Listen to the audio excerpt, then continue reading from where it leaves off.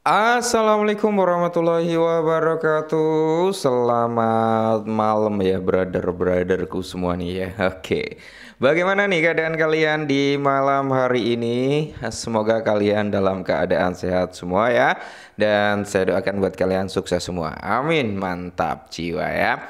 Oke, tetap secangkir kopi harus selalu ada buat menemani kesempatan di malam hari ini teman-teman ya. Di mana kalau kita lihat dari kinerjanya market cap ya dia masih stabil lah di area 3 triliunan.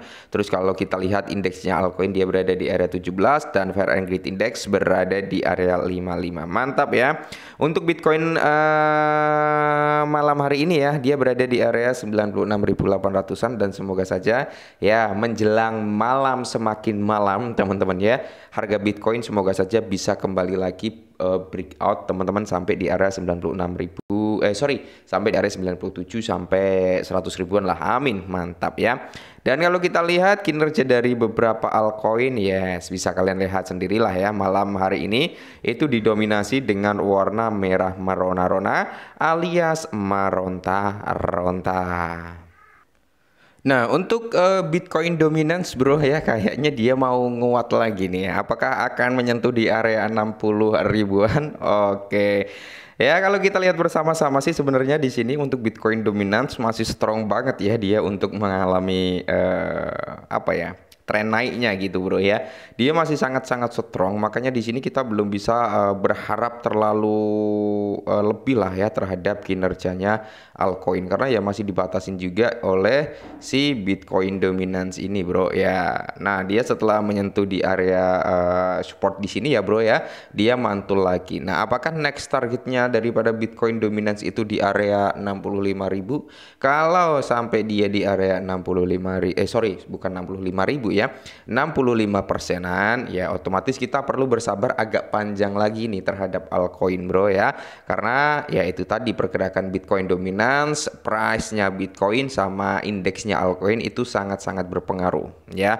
Semakin rendah nih untuk Bitcoin dominance-nya, semakin tinggi price Bitcoin, maka di sini bro ya kita akan melihat semakin mantap jiwanya altcoin. Nah, kalau kita lihat ya kurang lebih seperti ini bro ya. Bahkan dia bisa koreksi sampai sini juga sih sebenarnya ya. Oke, kita turunin. Mungkin sampai sini bro ya, oke ya.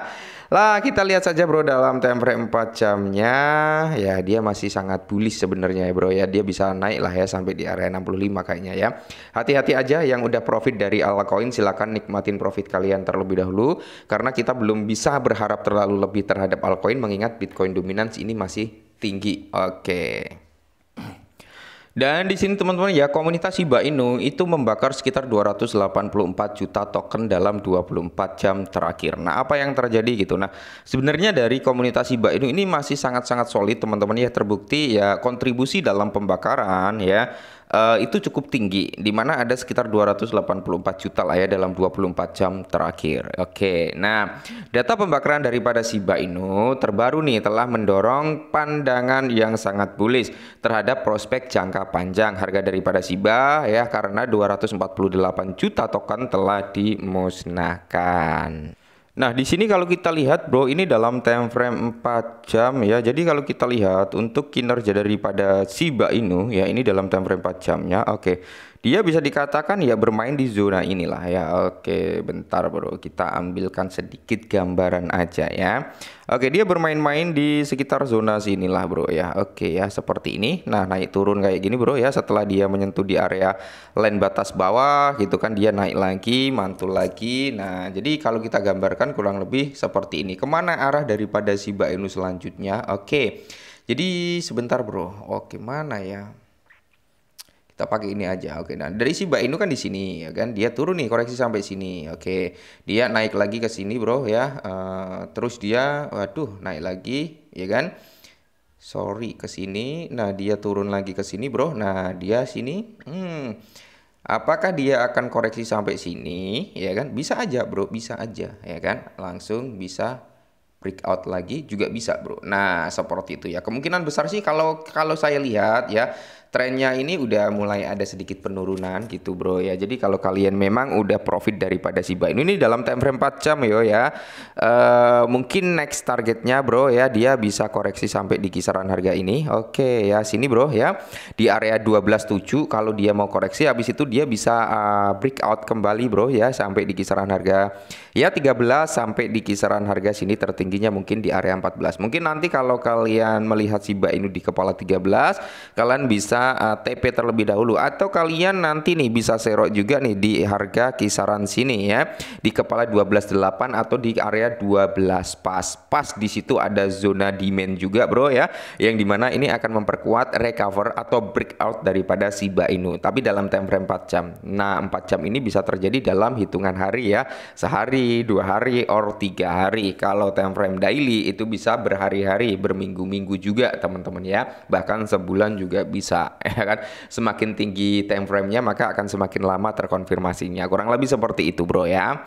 Terus kita kembali lagi ke sini. Jadi komunitas daripada Shiba Inu sekali lagi mencerminkan optimisme di tengah tingkat pembakaran besar-besaran sebesar 3.800%.